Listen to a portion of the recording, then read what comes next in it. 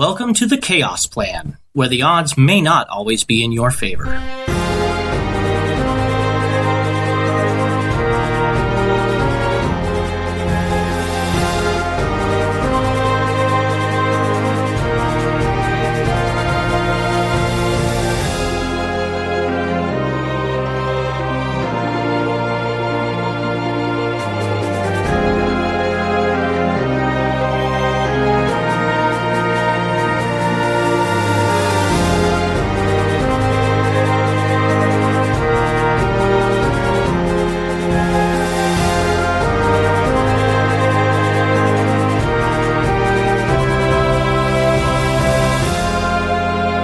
Thank you for joining us for another episode of The Chaos Plan.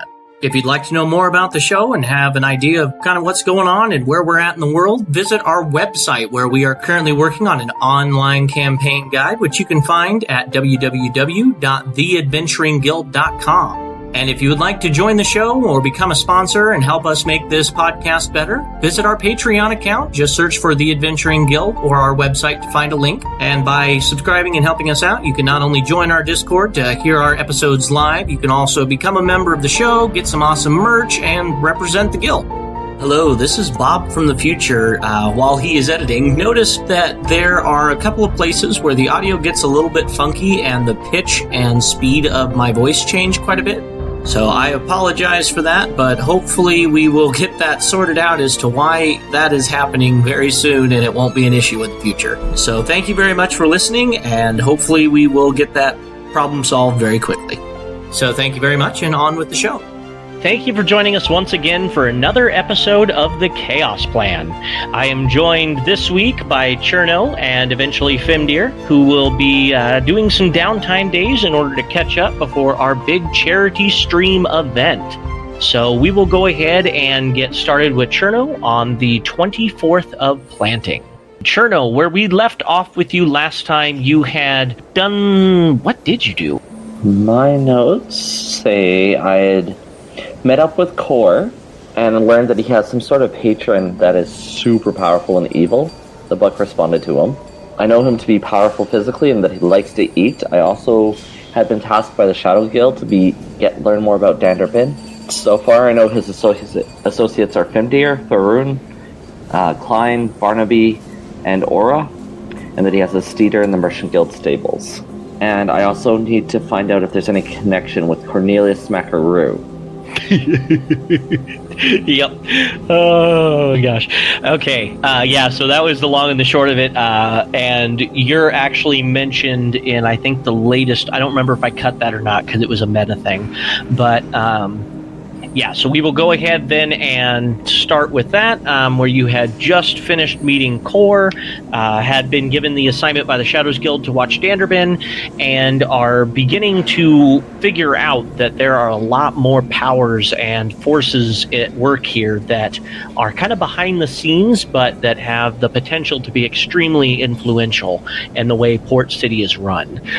So we will go ahead and start on the 24th of planting. You have just woken up, either at the Temples Guild or the Shadows Guild hideout, whichever you prefer, and we can begin from there. So what would you like to kind of start your day off with?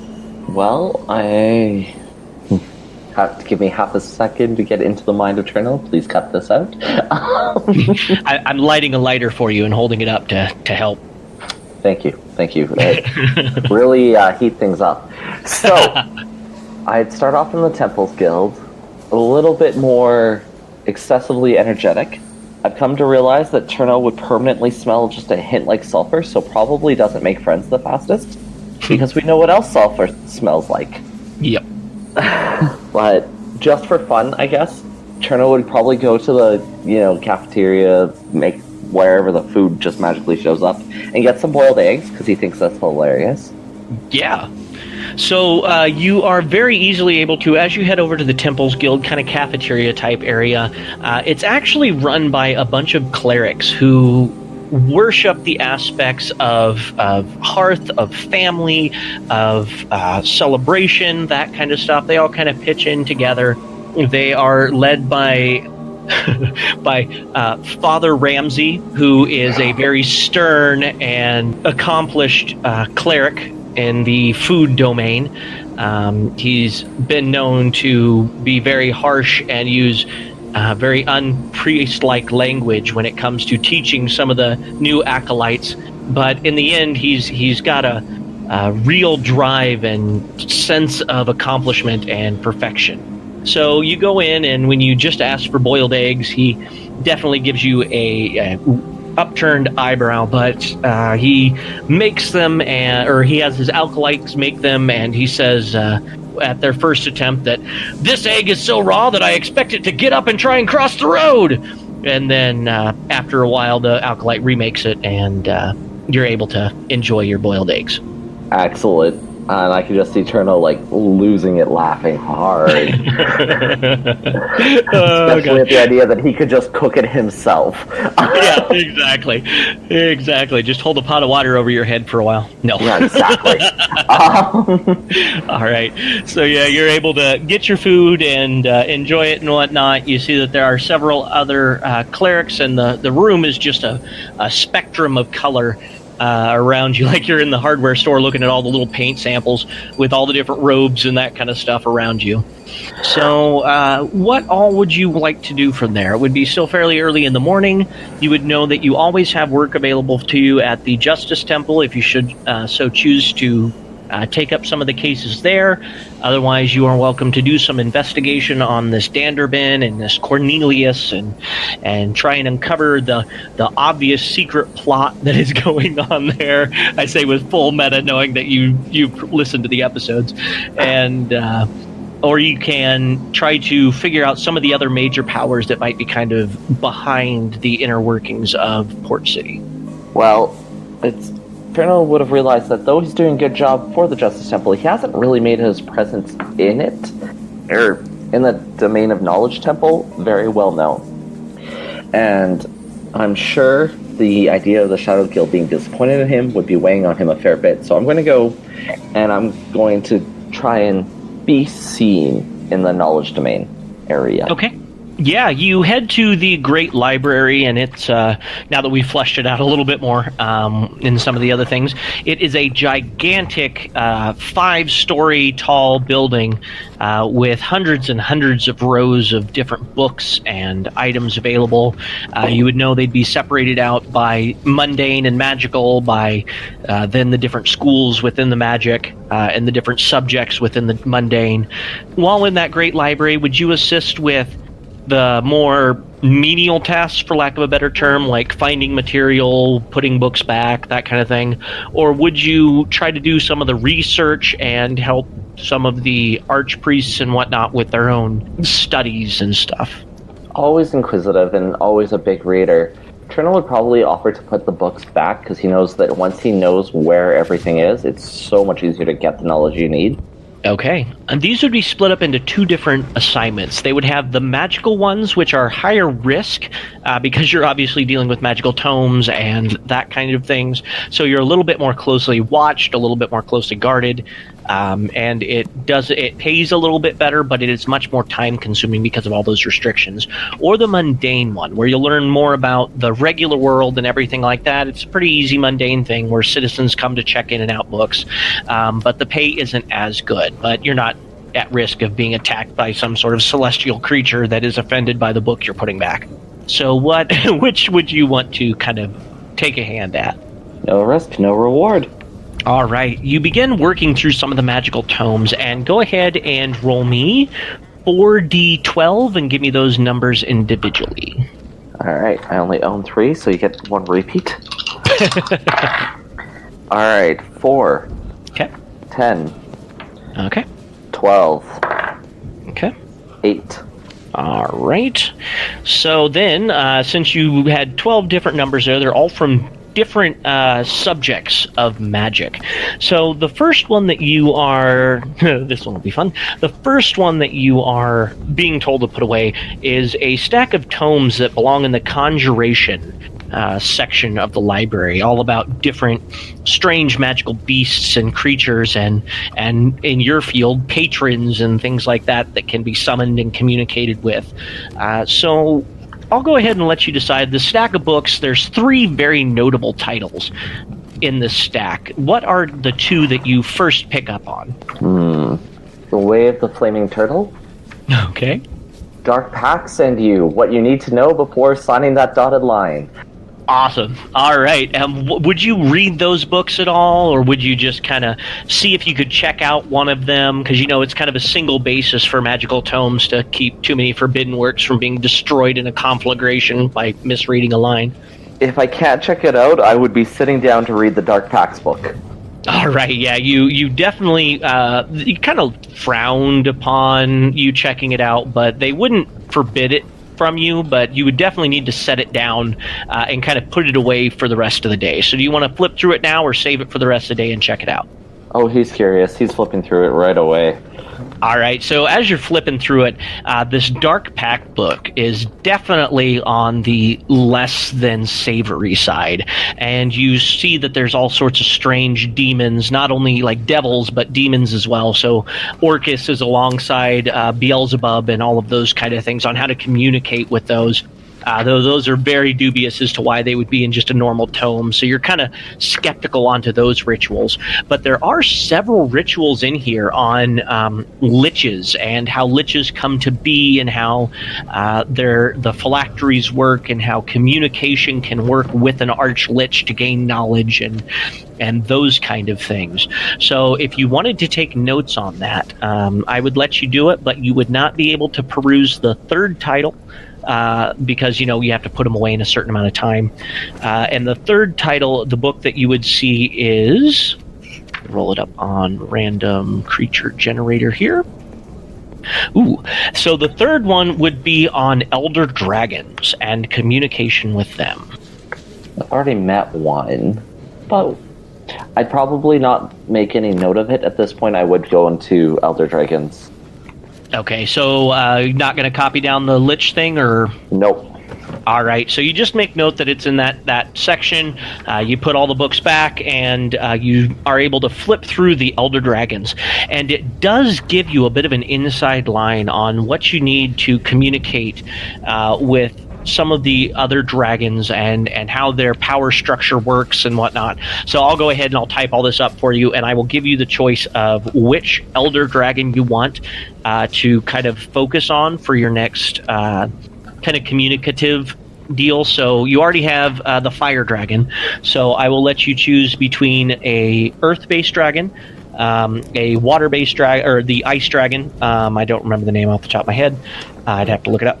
Or a cloud dragon, a sky-type dragon. So I'll let you choose between one of those three, and I will send you the entire write-up on how to communicate with them after this episode. Oh, that's a tough choice. All right, so that was very productive. So I've been there now for the first part of the morning, I'd imagine. Yes. I will go do some time now at the Justice Temple.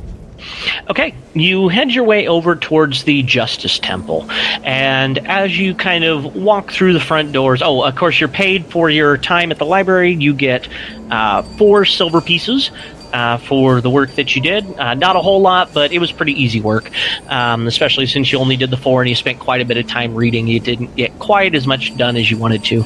But you get onto the front doors of the Justice Temple, and you see that it's a normal busy day there. So kind of what would you want to focus on there? Do you just kind of want to get a feel again and kind of have options thrown at you, or do you want to investigate a little bit there, like Cornelius Schmackaroo, or what would you like to do there? I guess the top 2 things Cherno would be doing is, number 1, following up on the cases he assisted with in the past, as well as the one he didn't. Oh, yes. And the second is, yes, ears open for anything about Danderbin and Cornelius. Okay, so with the cases that you did before, they were pretty much resolved, except for you already heard that the Fighters Guild and the Fire Islands all kind of worked out those differences. The murder trial, it was found out that the Red Dragon emissary was eventually found to be innocent of the crime of assassinating the emissary from the White Dragon. And it was finally decided that, mostly because of your influence in describing that, it wasn't really the prerogative of the Dragonborn from the Fire Islands to assassinate the White Dragon. emissary. It would be pretty obvious that they would be the first suspect. And so it was determined with your influence that the Red Dragon, Belagos's emissary, was innocent of the crime. And as such, you would gain one additional pact point that you can just kind of hold on to and call in later, basically a favor point with your patron. So you can call that in at a later point. Either that or a favor with Balagos? Yes, either that, or I will let you turn that one favor with Balagos into 2 favor points with the Temples Guild. With the Temples Guild, you can turn in those favor points to eventually increase your rank, or you can use those favor points to, like, recover hit points in a bind, or re-roll, like turn a 19 into a 20, or save yourself from a critical fail, that kind of thing. Let's do that one. I actually don't know if I have the book on the Temple Guild. Ooh, so, yeah, I will send you that PDF after we get done with this. No worries. So yeah, I will do that. Okay, yeah, you turn in those 2 favor, or you get those 2 favor points with the Temples Guild, so go ahead and mark that down on your sheet somewhere, and you can use those at a later point. So, let's see, the one that you didn't do, I honestly don't remember off the top of my head. I have it right here. Give me just a second. Yeah, since I'm at work, I don't have my notebook in front of me. No worries. There was the slavers who thought they could sell slaves in Port City, but the slaves were captured. Discussion of who owns them. Yes, that's right. The slaves ended up being forced to go into slave labor, but it was eventually decided that within 1 year of service, they would then be released back and be full citizens again. Because while they were technically illegally captured, slavery is such a gray area in the world that it just... the luck of the draw, for lack of a better term. They were captured by slavers, thus they are slaves, despite the fact that they were full citizens before that. But they were granted that after 1 year of service, they would be released instead of a longer sentence, which is a much more significant debt. Slavery in Arcadia is usually you sell a certain amount of time to pay off your debts, is kind of how slavery works in this world. So it's more indentured servants than lifelong slaves. So that is what ended up happening with that case. All right. So then, information on Cornelius Schmackaroo. What would you ask the Justice Temple? Any reports of him? I've been hearing word about him on the streets, but nothing substantial. So I'm just trying to figure out what is true, what's not. Okay, yeah. The individual that you approach, he says, well, it's a little bit odd, this Cornelius case. We don't have any concrete reports that anything has been stolen by him, but he claims to have stolen items and then returns them to their owners. As of yet, none of the owners have refuted this claim, but we are getting more and more reports of strange occurrences happening. One of our temples, our commerce temples, which would basically be a bank in meta terms, there was an elven man who was defaulting on his farm loan, but Cornelius showed up and claimed to have stolen a vast amount of gold from the man, and then threw it in his face and ran out of the temple. They were so shocked by the gold that nobody took off after him, but he did claim to have stolen this pretty vast sum from this farmer, and if that's true, we've got a very demented criminal on our hands. Other than that, the only real reports that we have are of strange occurrences of random beggars all of a sudden showing up with a couple of gold pieces. We assume that the beggars had, of course, pickpocketed them, but they have never done so yet. They claim to just have been given it by this Cornelius, so we're not sure if he's pickpocketing and passing it off to throw us off of his trail, or exactly what's going on. All we know is we'll be taking him a lot more seriously, as this is kind of becoming a serial offender type case. Well, Cherno would kind of start, put a finger to his lips and start thinking and kind of muttering, humming to himself, and be like, so has anyone checked to see if this gold is cursed or anything? Has a tracker on it? Anything like that? Yeah, the gold that was given to the Elven man was immediately checked, of course, by the Temple's Guild there to make sure that it was all real gold, and of course it was. All minted Port City standard gold. So it's not like a long-term scheme. Weird. Possibly a man with a guilty conscience? That's what we're very unsure of. This is a strange case, as most criminals don't end up giving their coins back. We're a little bit we're wondering almost as if this is kind of an adrenaline rush, a proof that he's the best criminal and can go anywhere and get anything without anybody noticing, because the farmer himself had not claimed to have known that the gold was missing. Same thing with all of the beggars that we talked to. We haven't had any reports of mass pickpocketing. So we're very unsure of what's going on. We'll be taking his case a lot more seriously, and we're considering employing the Fighters Guild to help throw some more patrols out there just in case he does show up. We're a little bit worried that if he is able to rob this much money from people and they don't notice it, that he may have bigger goals in mind, and this may be just to throw us off. Petty theft to cover up a really big heist that's coming. Fair. Does he have a usual place where he shows up? Unfortunately not. He seems to be giving beggars coin mostly in the Docks and Commons Docks and Cauldron district, but that also has the largest population of beggars, so we don't know if that's causation or simply a coincidence. We're still trying to determine that. We did hear, though, that there was recently a very large sum of money donated to an orphanage that I believe you were mixed up in. This was done by apparently an elderly halfling man, which Cornelius has been known to take the guise of. So we're very unsure as to whether or not this would be another occurrence of Cornelius stealing funds from the orphanage before the chaos happened and then returning them, or if this is some sort of ulterior motive. So you said Cornelius is taking the guise of an elderly halfling? He appears to be a halfling. We know that Cornelius is definitely a halfling, but he's very, very spry and physically fit, and so it's very odd that he would take the guise of an elderly halfling, but that is a very unassuming guys to take if you are going to be a criminal. Nobody suspects the elderly to be involved in that. Fair. Is there an alias or a name for this elderly halfling? Unfortunately, we have been unable to identify the name of any of his aliases. Just Cornelius is all we know. All right. Well, thank you so much for your time, and I'll give him, I guess, 2 silver. Okay, he shakes your hand and he says, "Thank you very much. This will help go a little ways to keeping some of our justice clerics on the case.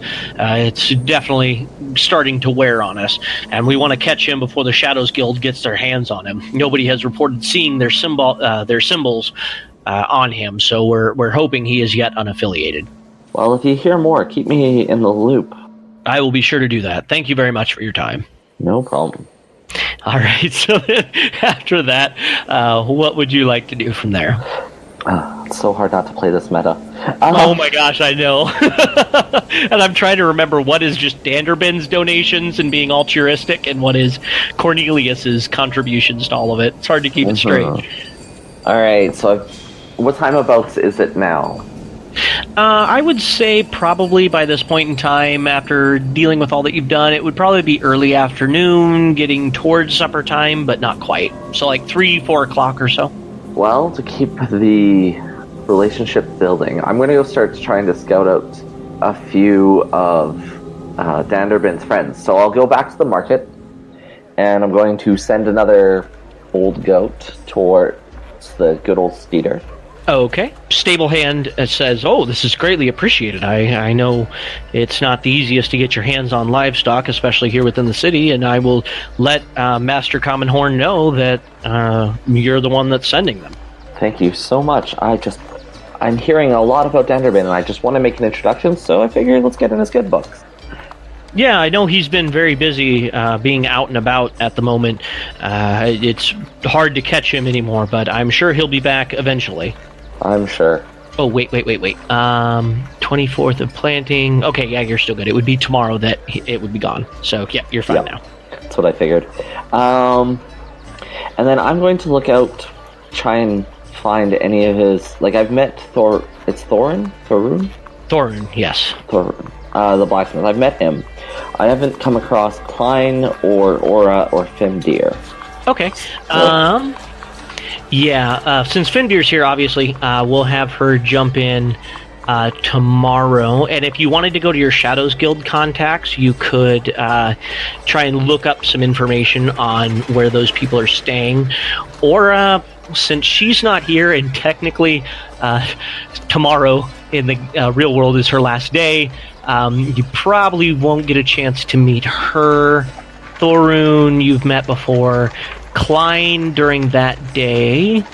Klein was just working on his normal stuff, so yeah, we'll skip on Klein for right now as well. But I'll let you, if you want to go to the Shadows Guild, I'll get you information on where everybody is staying at and kind of general details on them if you wanted. Let's do that and give a little report same time. Okay, so you head back over to the Shadows Guild main headquarters down in the Cauldron, and you are able to give your report on what you learned with Cornelius and the inner workings, some of what the Justice Temple is dealing with, that kind of a thing. And they are definitely appreciative of the work that you've done and tell you to keep up at it. Your guise as a cleric gives you a certain amount of plausible deniability when it comes to a lot of the crimes that are being committed and, information gathering. Everybody talks to the priest. Nobody suspects him of, talking about it. So you are able to kind of gain a little bit of rep there. No favor points yet, but we're getting to that point. For information on all of the friends, I will go ahead and let you choose 2 of them to get information about today. Just because meta-wise I know it's going to pay off, let's do Fimdeer. What a good choice. And Klein. All right. You would know that Fimdeer has been staying in an inn in the Elven District, and that she is one that's very difficult to keep track of. She is very spatially aware of where she's at, and so it's very hard for scouts to really pin down her location. All they really have on her history is that she is a scout from the Feywild, or not from the Feywild, from Feyport, and seems to have dealings with some portal business down there, and a Uke named Hainier that was investigating it, and that was kind of her last notable thing she did before coming this way. Other than that, she seems to have grouped up with Danderbin and some of the other adventurers in that party, but has yet to make a guild affiliation anywhere. And then who was the second one? Klein. Klein, that's right. You would know that Klein is very eccentric. He seems to speak nonsense a lot of the time. Nobody's quite sure of what he's saying. Everybody is also very unsure as to what he is exactly. He is classified as humanoid other. He appears to be human, but is definitely not. But they aren't able to dictate what he is exactly. You would know that contacts within the Mages Guild have said that even the voice of the tower is very wary as to what could happen if he cuts loose, but they have a feeling that it's not a reasonable threat. Other than that, he seems to have decided to do some sort of crazy work with some stargazing or something along those lines. He seems to be obsessed with the stars and the celestial bodies. Oh, and then obviously he's a Mages Guild member and has a very close friendship with Barnaby Hardcastle. Close friendship with Barnaby. Correct. Okay. Boy, you just tested how fast I can type. I'd do my best. Cool. So, Fimdeer seems like someone that's going to be a hard one to kind of nail down and find. So, I'm going to go maybe look up a little bit about the stars back in the clerics, in the knowledge domain library. Just enough that I could start to have a conversation. Yeah, no problem. You're able to find a book, check it out, it's in the mundane section, or would you try to find one that's like the astrologian and fortune-telling and divination version? Based on the information that he's building some sort of telescope, I would do the mundane. Okay. Yeah, so then you're very easily able to check out a book with basic knowledge on the stars, and it has a very good chart on the inside of the starscape itself, which reminder, Klein, I do have to work with you at some point to actually draw out that starscape and constellations. Note to self in here. So it would have a star chart on the inside that would be pretty easy to copy down if you wanted to copy down with the names of the major constellations. Absolutely. All right, so with a couple hours at work that evening and some parchment, you're very easily able to plot out that diagram and get a basic knowledge of the constellation names, their position relative to this time of year, as well as their positioning relative to the first of the year, which is kind of where the star charts are based off of. Perfect. So, I'm going to guess it's fairly mid-evening, late evening now? Yeah, at this point, you would have definitely been burning candles for a while. All right. Okay, so then would you like to call it a night for the night?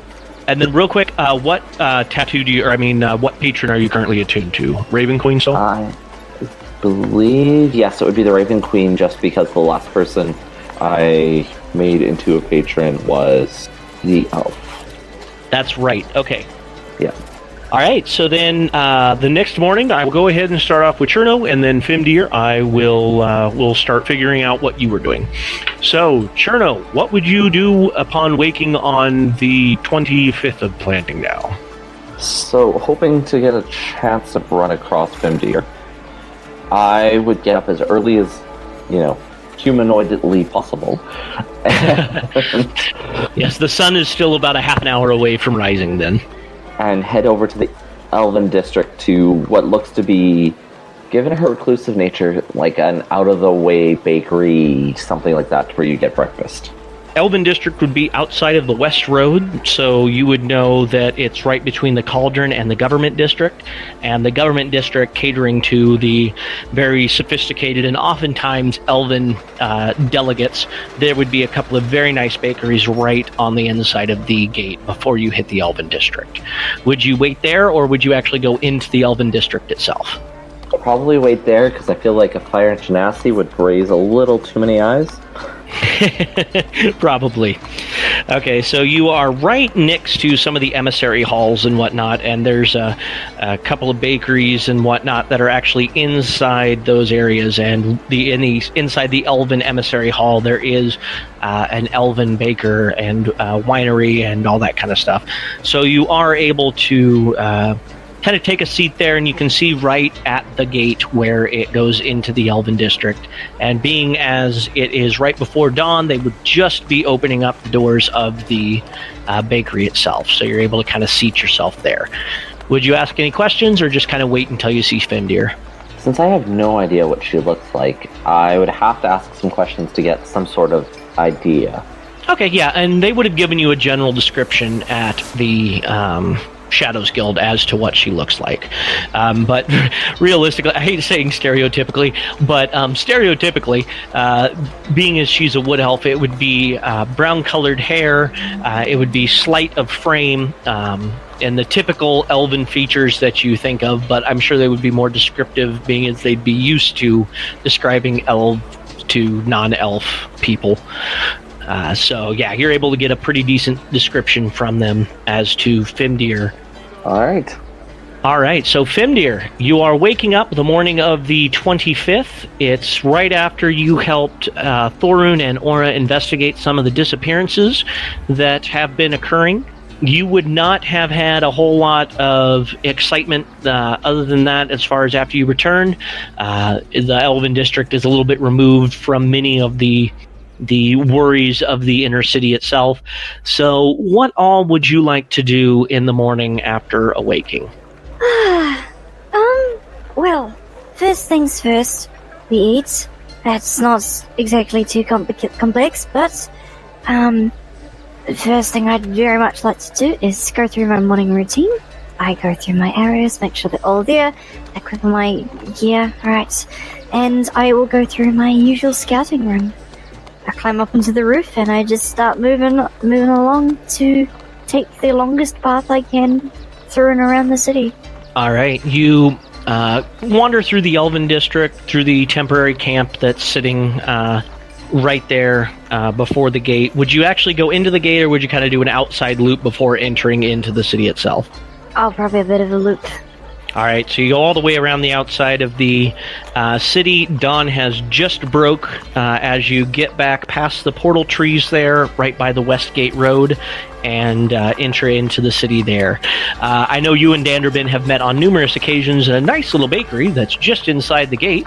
Would you stop there again for something to eat? With the possibility of Danderbin going there? You're unsure.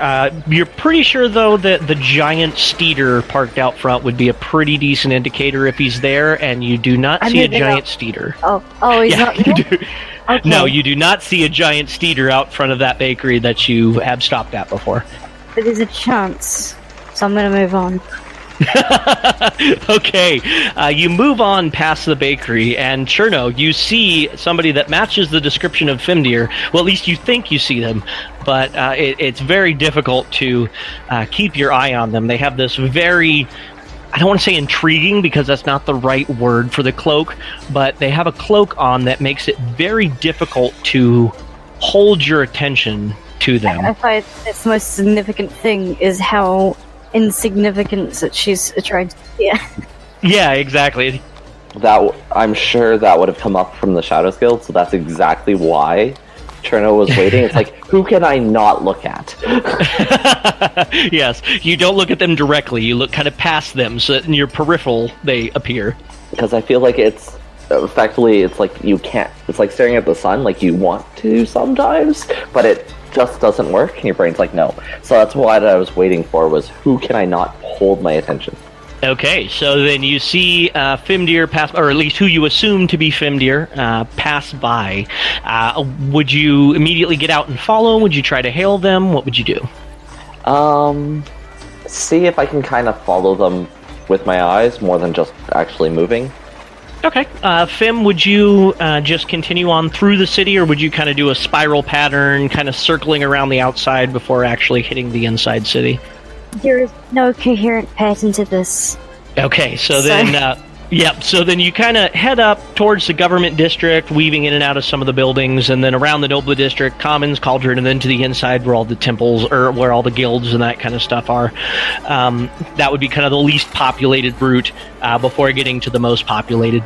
So you see who you think to be Fimdeer kind of cut through the government district, going by the Elven Emissary Hall, and kind of skirting around where the elemental protection stones are, and cutting through the grove, which would be kind of the only real natural spot in Port City, one of the few green spaces within the city, and then you would have to obviously get up and follow in order to continue perceiving.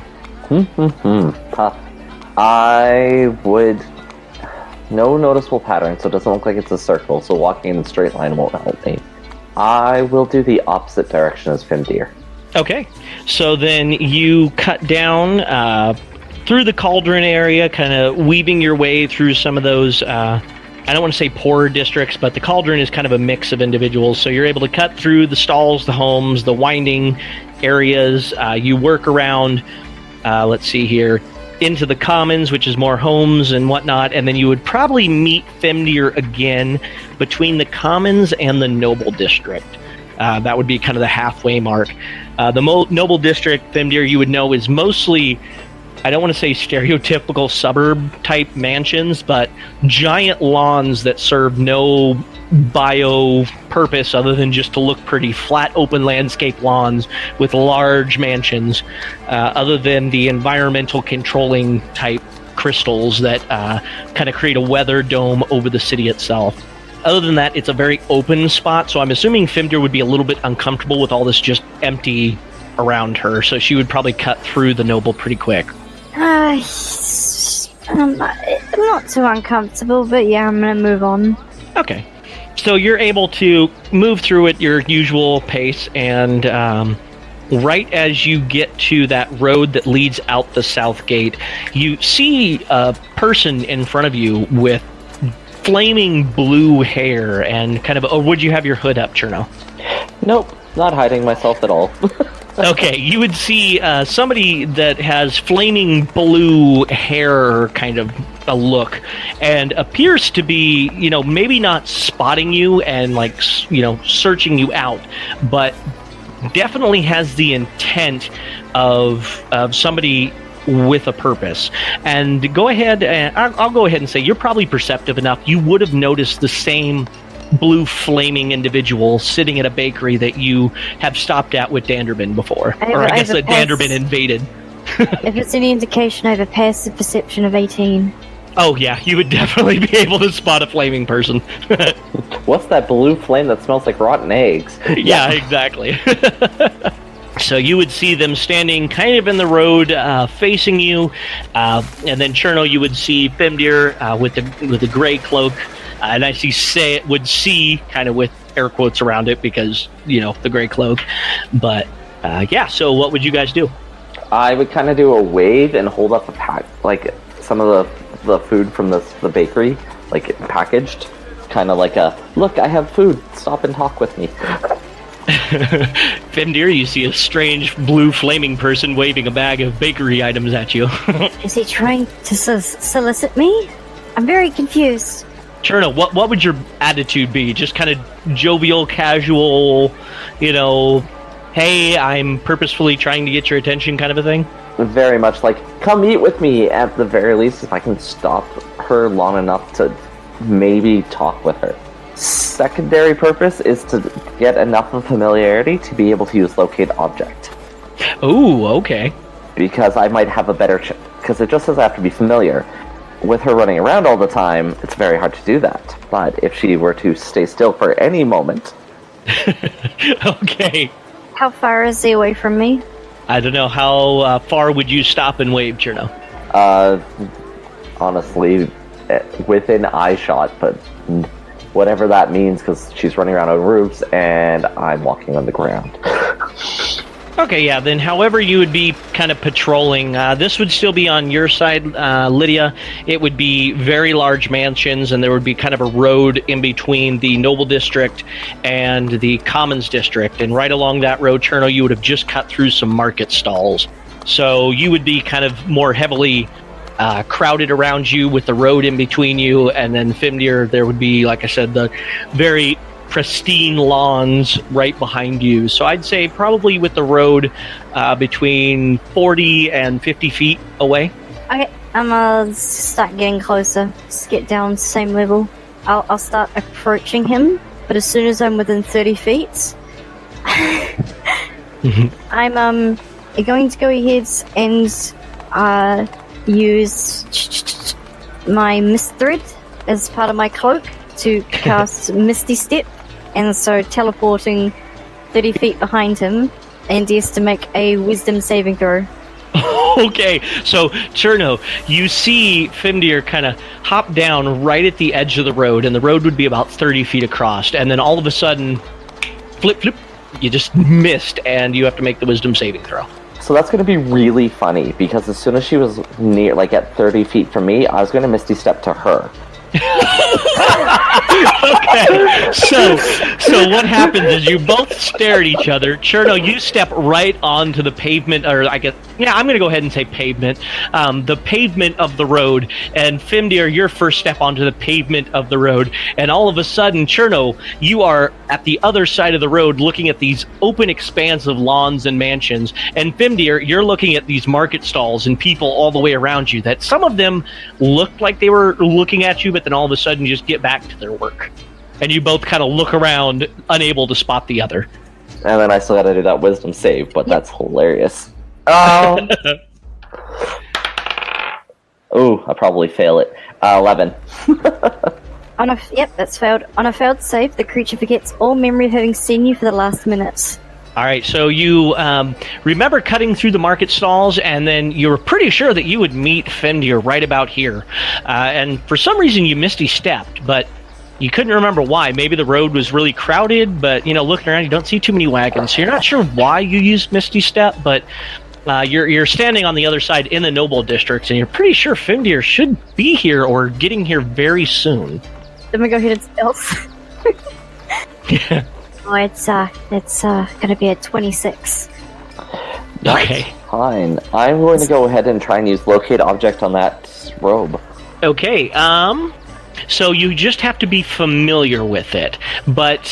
As long as you've seen it up close within 30 feet at least once. I would... go ahead. I was just going to say, I would know that why I Misty Stepped, even though I can't remember running across her. I know I'd have Misty Stepped to get closer to her, or to see her, or something like that. I wouldn't remember seeing her. I'd know why I Misty Stepped, but I don't remember actually seeing her. And the bakery would be kind of right on the path that Fimdeer would have walked by, so I'll go ahead and say, give me a luck check to see if the spell's actually going to fire off. Just needs to be a 10 or higher. It is not. It is not. Okay, you cast locate object, and you get this tingle in the back of your head that you know what it is, but you just mustn't have been quite as familiar as you thought you were, and so it just doesn't quite go off. And Fimdeer, you totally lost in the market stall. The people that are, of course, right near you see you, pull your hood up or whatever, you stealth kind of away, but other than the people that were directly there when you tried to stealth and hide, nobody's really paying attention to you as you weave your way through the crowd. This is literally just a pride thing. Fimdeer finds you, you don't find Fimdeer, and I'm going up to him now. Ooh, okay. So I will sneak up behind him, and I'll tap him on the shoulder. Okay, this is going in a different direction than I thought it was. I thought it was going to be a hide-and-seek game. So, Cherno, you get tapped on the shoulder. Well, yeah, it kind of is. Fuck. Cherno would not do well with that. 1 second. I like to think that all of a sudden the flames just rocket out the top of your hair as you jump. That's exactly what happens, and I produce flame out of my hand. Okay. Just gonna hold it in your hand, or are you gonna randomly fire it? Okay. Nope, hold it in my hand like, what the hell just happened? Okay. So Fimdeer, what would you do now that you have his attention? I wipe off the Wily Cody soot from my face, just from... That's great. Oh, hello. I couldn't help but notice one of your description has been attempting to trail me. And yes, I really should have thought about what I was going to say more to you. I had this whole thing planned in my head where it was gonna be looking for me, like, who are you? Oh no, I know who you are. Don't worry, Cherno, you don't need an insight check to hear the smug when she says, attempt to trail me. Yeah. No, it's, you were with those people. Chernobyl. No, that's not it. Very close. Very close. I'm sure you ran across Core to get that name. Cherno just shakes his head because Core could not say his name right at all. Or no, not Core, Seth. Yes, Arpeggio, yes. Yes, Arpeggio kept calling him different names, including Chernobyl. So Cherno's just going to immediately, change face, close his hand, get rid of the produce flame, and just, put on a smile, be like, yes, I've been trying to find you. I have been told to get in contact with Danderbin, and that you were the person they said had met with him before. But you are not an easy one to find. Yes, by intention. I do have a question, though. Why would somebody be looking for Danderbin? They hear of his good deeds and want to talk to him about it. Ooh, well, I guess, yeah, that is true, so I don't think deception is needed. Oh, are we talking about the same person? See, I was part of the orphanage Gone show, and I was told that Danderbin has done a great deed for them, so I just want to meet him to say thank you, and I will roll a deception on that. Okay. Danderbin. Oh, shit. Don't worry, it's contested with insight, so... Insight. Oh, wait. Yeah, I'm sure yours is really high, because you got wisdom.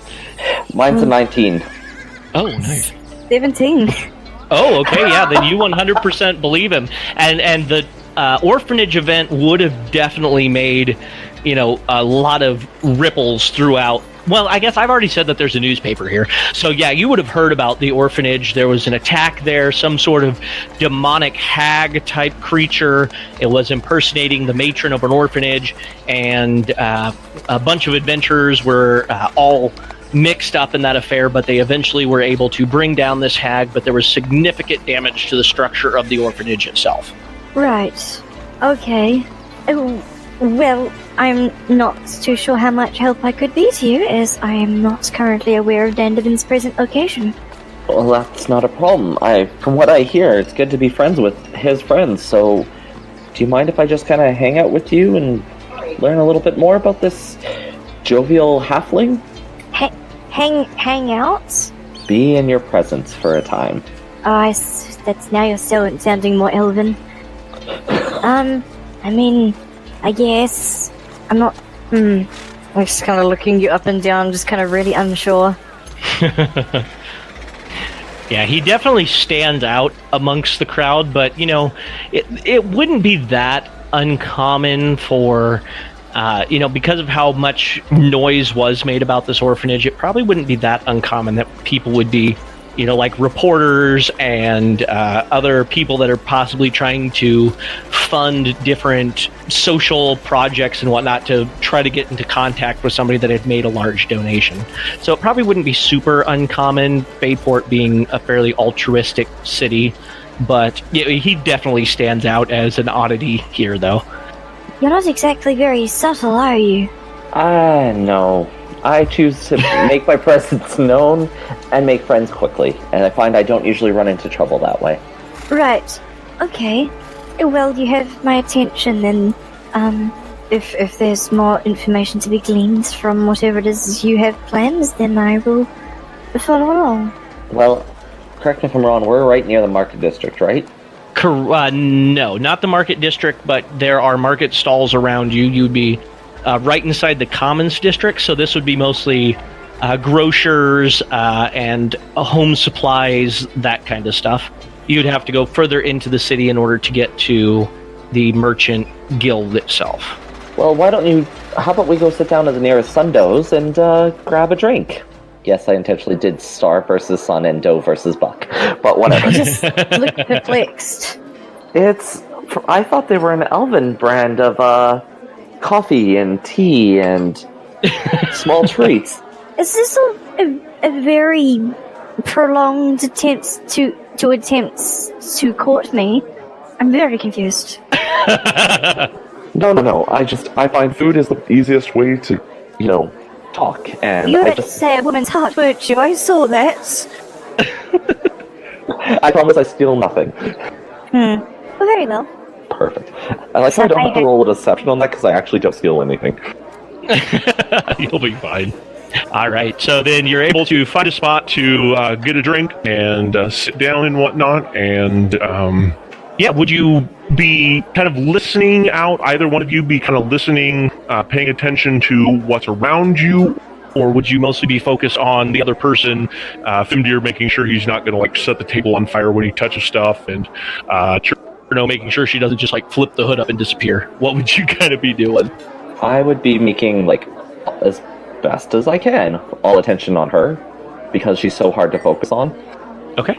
Oh, I'll take off the cloak. Okay. And then would you be... Mm-hmm. This is just apologizing about that. It's a special cloak. It's yes, sorry. I'm a bit obviously distracted because, especially with the passive perception I have, I'm constantly paying attention to my surroundings and the conversations people are having and where they're going. Okay, awesome. I was hoping so. So you are able to, while you're sitting there and, you're getting a drink made up and obviously very... trying to think of a stereotypical barista. So you see that there is a warlock that is currently putting the drinks together, and you can tell that they're a warlock of the Grey Portrait because they have this rather than a normal packed weapon, they have a very large paintbrush-looking thing on their back, and they're able to, draw up these fancy designs and make them real. So they're able to draw out with this very large paintbrush a cup of whatever you want, but you got to make sure that you're saying grande, not tall, otherwise they get upset about that. So you are able to get your drinks and whatnot, and this artsy warlock is definitely got an attitude about it, but you're able to get your drinks. I can tell their name is either Skylar or Tyler. Oh my god, yes. I know both of those people, and they're both our baristas. Yeah. That's fantastic. That's amazing. Oh my gosh. Yeah, so anyway, you are able to get your drink, and as you're listening to some of the conversation just kind of remotely, you definitely hear that there's a lot of, the disappearances you heard about. You investigated the one, or the two, I believe, with Aura and Thorun. You're hearing that they're happening a little bit more frequently than is... not that any of them were comfortable, but it's happening a little bit more often than what was originally thought of. And even the other patrons are not as chatty as they usually are. They talk a little bit about, oh god, did you hear a noble disappeared this time? The city might actually finally do something about it. They've been pretty lax when it happens to common folk, but now that a noble's gone, now that one of the noble lightborns is gone, maybe they'll really start investigating, so on and so forth. So you're hearing some rumblings and disquieted remarks about people disappearing. My favorite thing about this is I don't think Cherno's noticed or heard anything about the disappearances. Nope, not yet. You would, and with his passive perception of 11, he still hasn't. Exactly, yes. You are way too focused on the fact that this cup of coffee that you got was supposed to have 2 shots of espresso, and you're pretty sure it only has 1. Oh, Lord. Where's the extra cinnamon? I know, right? What all would you do upon hearing that, Fimdeer? Would you comment on it, bring it up to Cherno, or just kind of hold that in your pocket for right now? I don't quite trust this guy. For all I know, he could be the person behind it all. I mean, you did see him misty step and, disappear and reappear kind of out of nowhere. Only really dodgy people misty step. Me, I'm okay. Exactly, yes. I do dodge a lot. Anyway, we've just been kind of sitting here awkwardly for the past 30 seconds. Is one of us going to say something? Cherno would just snap back in attention. Sorry, yes. This coffee was something. All right, Cherno, one thing you would notice is that I just got done remembering that you are the Warlock Pact maker. You would notice that there are a lot of Warlocks that you have seen using their skills a little bit more randomly than you would expect. Like the Gray Portrait, you can identify that this Warlock has got some unique abilities, but you're not exactly sure where those abilities came from or what kind of it means. And with Fimdeer here, you can tell that cloak has definitely got almost the feel of a pact about it, like it's a little bit more sentient than a magic item would normally be, but not necessarily a pact item itself. At least Fimdeer, I believe it's like I don't want to say like a learning cloak, but it kind of cloaks you all the time, even without you having to consciously think about it. You're always just kind of hidden, almost like it's hiding you, protecting you from that kind of thing. It's made of, it's basically woven of mist from the Feywild. It is very intentionally meant to get people lost within it, and so it becomes very useful when trying to be hidden. Exactly. So you would get the feel from this item that it's almost got a living aspect to it. It isn't a typical gauntlet of odor strength that's always powerfully strong to this degree. It's got kind of a subtle shift about it, a lot like a packed item would. Speaking, I would point towards the cloak since she's removed it, but I can't actually look at it and be like, that is quite the cloak you have there. Handy for getting around the rooftops, I imagine. Oh, yes, very handy. It is a bit of a treasured secret of my particular organization.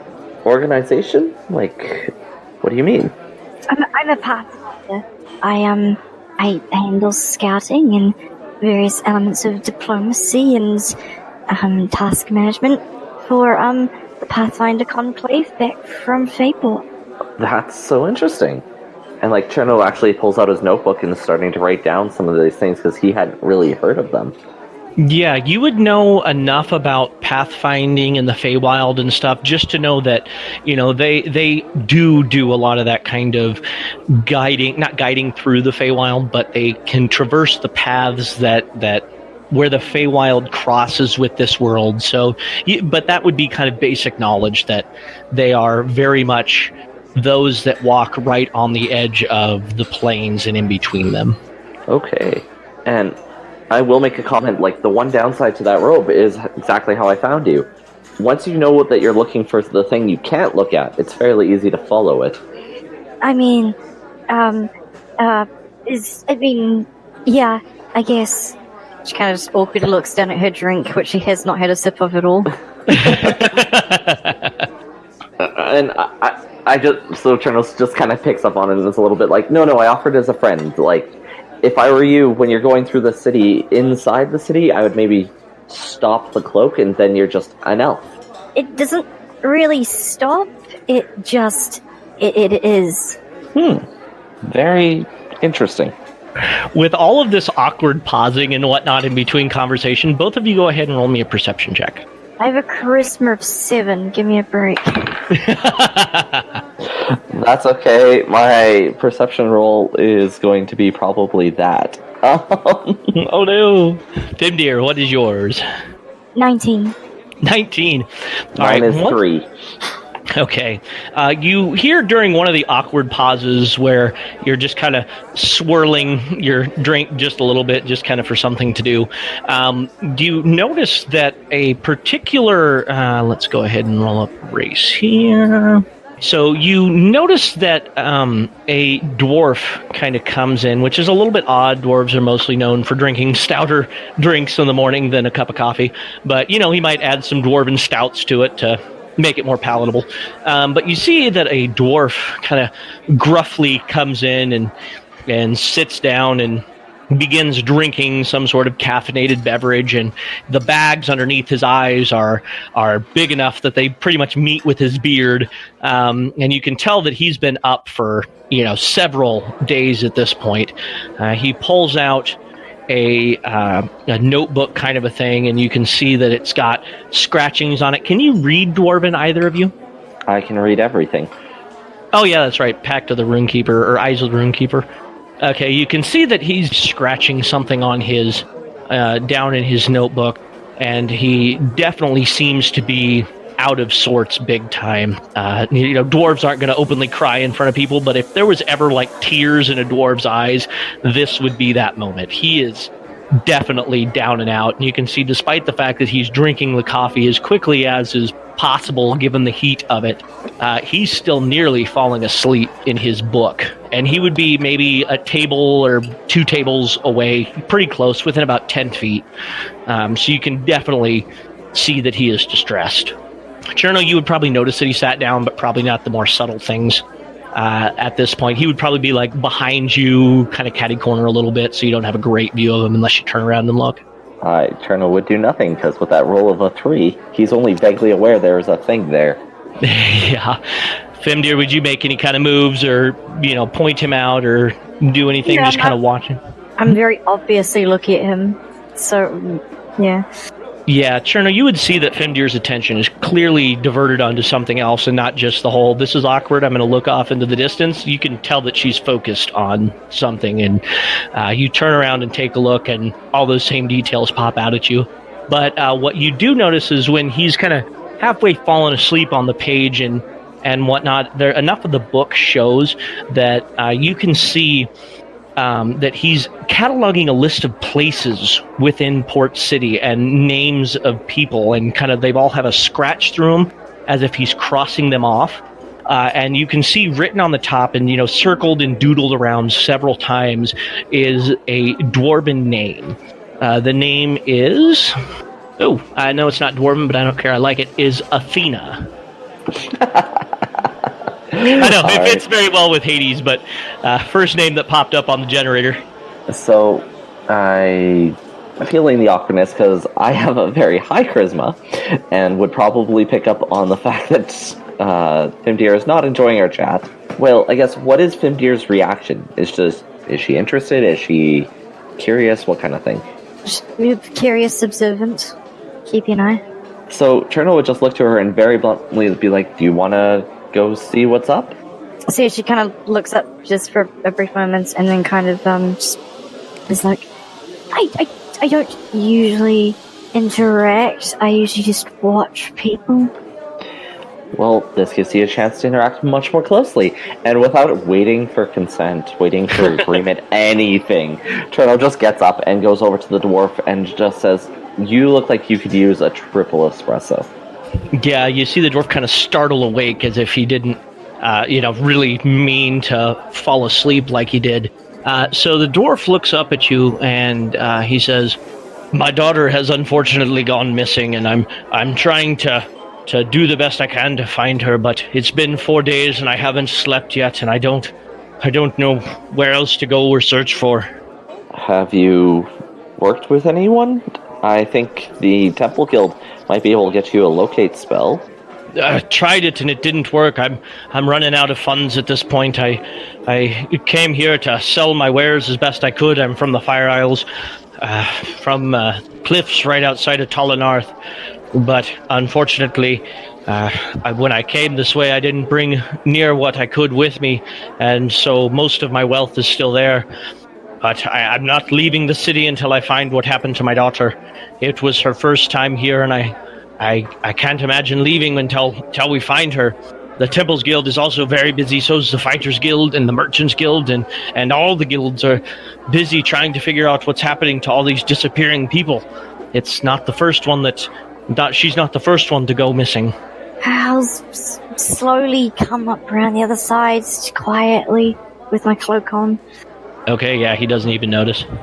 Oh, I'm so sorry to hear this. This is the first I've heard of any missing people.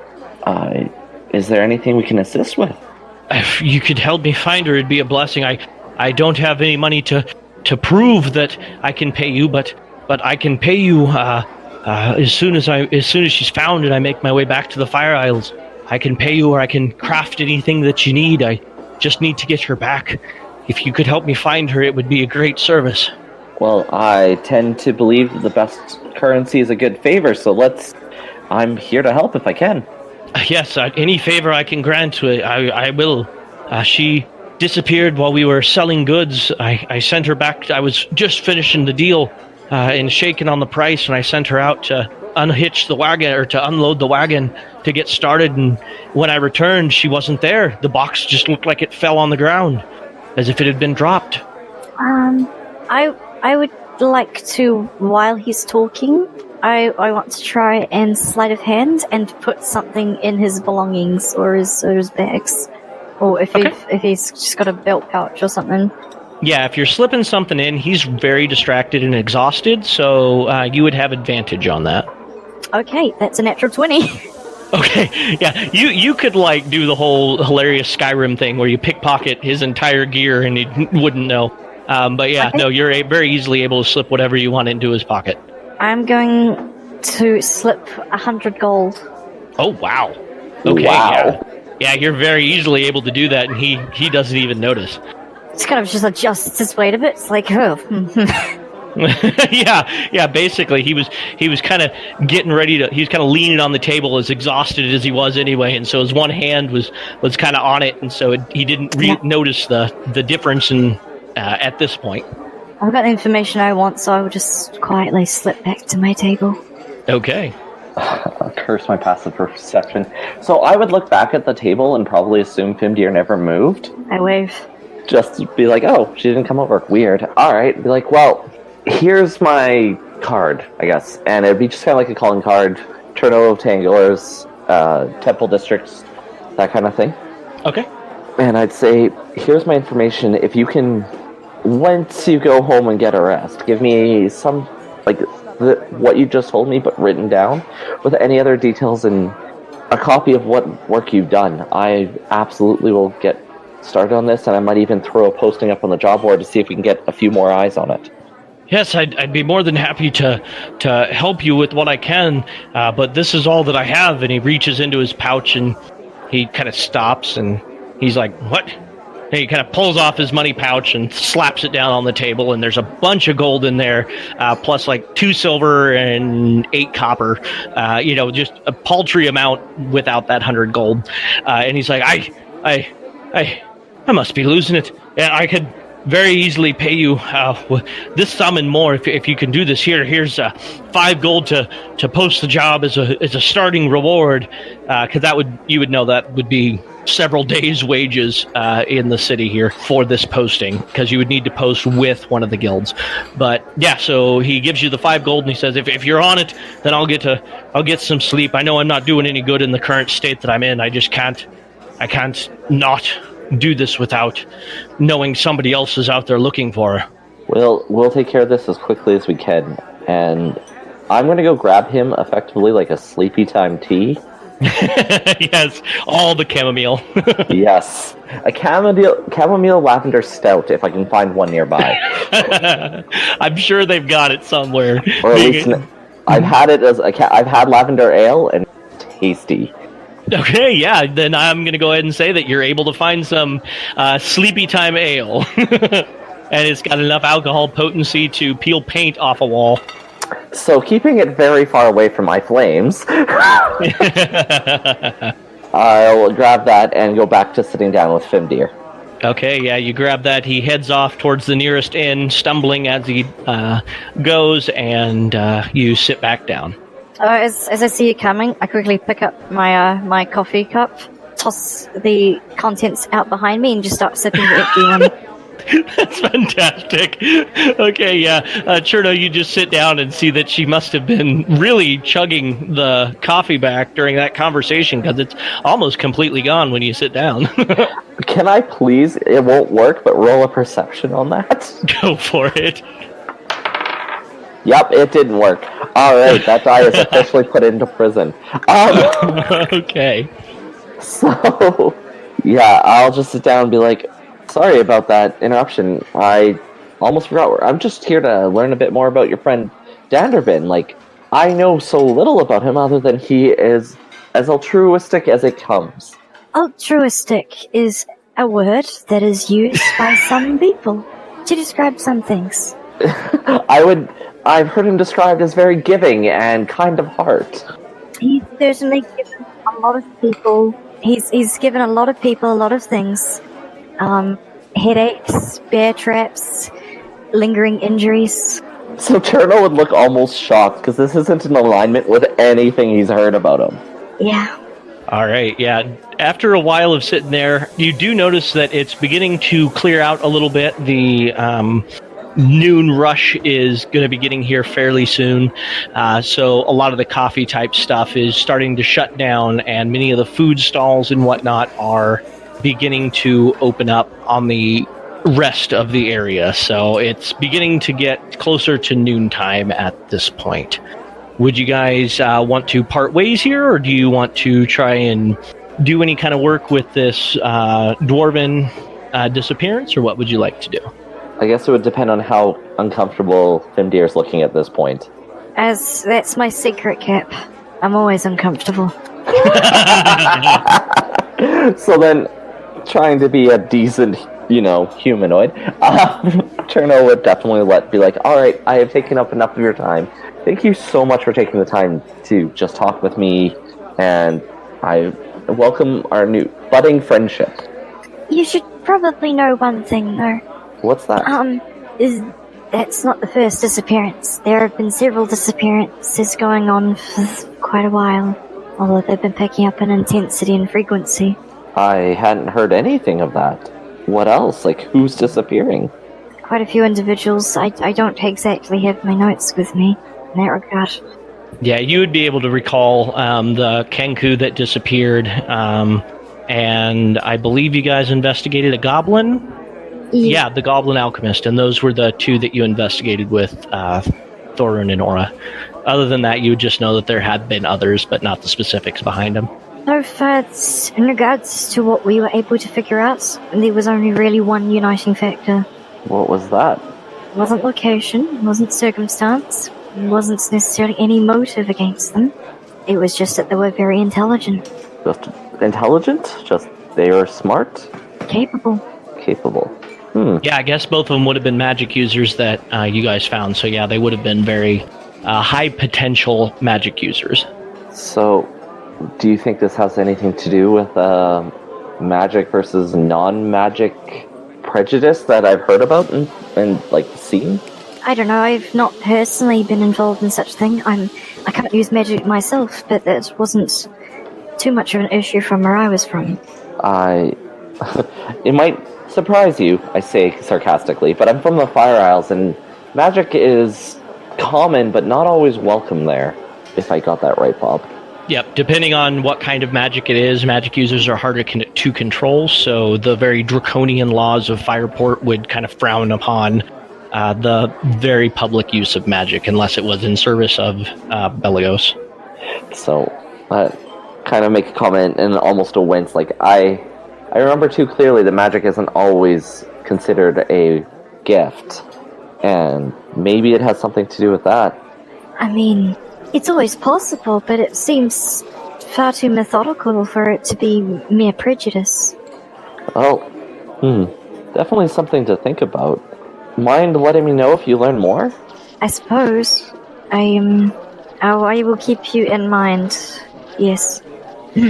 Well, if you do ever want to connect or grab some delicious baked goods, here's my card, and I'll pass it on. What does the card say? Just Cherno of Tangor's Temple of Knowledge. You never said what you did. I'm a documancer with the Temple of Knowledge. A documancer. A documancer. I specialize in creating contracts. Fimdeer gives you back a slip of paper that has a phone number on it that's a few digits short. Given my whole career is based off reading things and recognizing errors, I'd probably catch up to that. Well, okay. I'll slip away the card. I'll keep that in mind. If you ever need someone to go through a written document, I promise I'm very competent. I usually don't trust anything that's on paper. And I don't trust much that isn't. But with that, I will bid you adieu. Okay. Meta terms, Fimdeer, if you'd like, we can record a little bit later on tonight after, you've had some time to wake up and whatnot. And we'll finish off your downtime days if that's okay with you. I'm gonna wait for him to do that. Maybe he bows something or he glances away and I just stealth. Goodbye. I'm gonna see what I roll though. Okay, yep, that is plus 8. 1, 2, so it's 27. Okay, yeah. All right. So then, Cherno, seeing Fimdeer vanish into nothingness, what would you like to do from here? I think I would actually just recognize that as this telltale thing of Fimdeer, because I think somebody in my group game mentioned that. It's just like Cherno, or just like Fimdeer to do that. So, I think honestly, having watched her do the disappearing act enough times, I still don't think Cherno would even look around for her. Just expect her to just vanish, Misty Step, something like that. So he's actually going to make a beeline for the Justice Temple. Okay. He's going to keep following that line of thought that maybe this is a group targeting magic users. And in meta terms, I'm thinking he's going along the lines of Legend of Korra, Anon, and his whole cult. Yeah.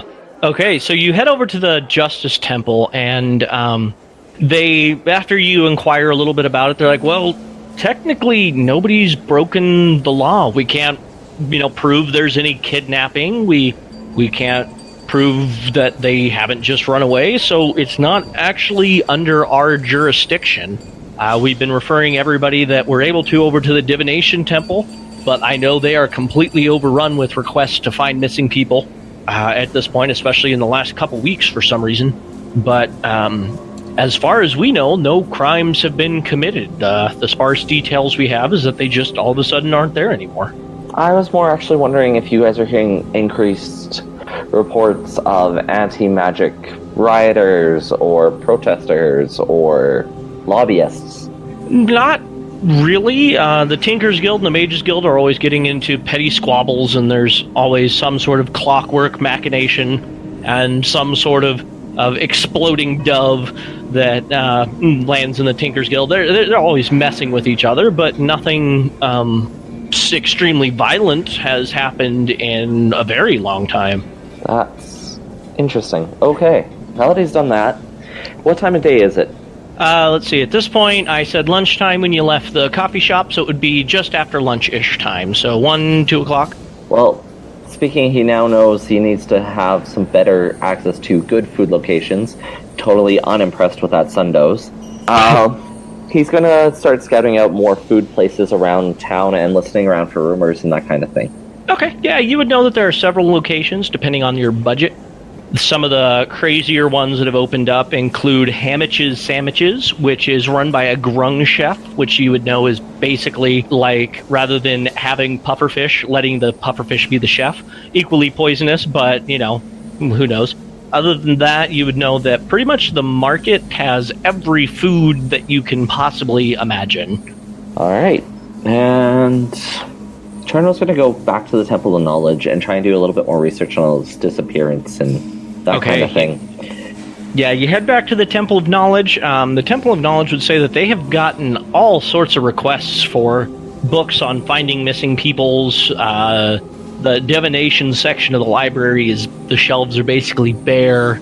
Everything along those lines. But as far as knowledge on people disappearing, they have the periodicals of the newspapers and whatnot, and it appears there isn't any real connection that they can find between race, class, abilities, anything, locations, times, anything like that. It all appears to be extremely random, except for the fact that everybody that is taken is very exceptional at something, be it a brilliant mind, be it a refined craftsperson, be it a very studious engineer. They are all very exceptional in something, but other than that, there isn't any other real common factor.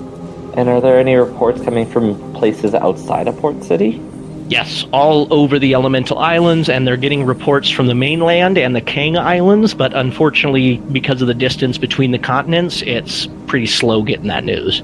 But it appears to be worldwide. Yeah, I think for the end of the day, can't make any more progress on my Shadow Guild goal. And I guess I can see what other use I can be to the Temples Guild for now. Okay. Just doing kind of basic money, menial chores kind of a thing to make some cash, or do you want to do some information digging? We'll just do the menial stuff to keep building good faith and make people associate me with the Temples Guild. Okay. Since you were already digging for information and, you know, looking through some of the periodicals and that kind of stuff, they have you help organize those by what newspaper it is, coming from what country, but anyway, so yeah, you help organize those periodicals by location, by date, all that kind of stuff, and for your work in the afternoon and evening hours, it would come to 8 silver pieces is what you would make. Okay. All right, so then anything else you'd like to do in the late evening before calling it a night? I guess see if I got the letter from that dwarf, and that is all. All right, yeah, you would have all the information that the dwarf would give you about his daughter. She was apparently kind of an apprentice of his. He's a smith, obviously, and she was very, very talented at creating finer metalwork, making circulets and bracers and very fine metalwork, and was on her way to actually going down the kind of enchanter type path. She didn't have much magic in her, but the work that she did was very permeable to magic. So it was very easy for enchanters to then take it and go from there with it. Other than that, she disappeared, like I said, from the market or from the Merchants Guild area after the father had made a deal, sold the goods. She just kind of disappeared. Was there any other information that you asked from him? No, just what he had, like, who else he had investigated, that kind of thing. Yeah, he checked with all the major guilds. They were all super busy. They kind of helped out a little bit, but that was, the extent of what they could do. All right. Yeah, that's about it, I think. Okay. So then, let's see, it would be the morning of the 27th, I believe. Fair enough. Then we'll meet back in a bit, or Lily's message. Sounds good. Thank you. Okay, no problem. Thank you. Yep, bye. Bye. Thank you for listening to this episode of The Chaos Plan. If you would like to join the game and support the podcast, visit our Patreon account at patreon.com/adventuringguild. And there you can pledge to either become a sponsor or a player, or both if you like. So thank you all very, very much for listening, and we hope you join us again next week.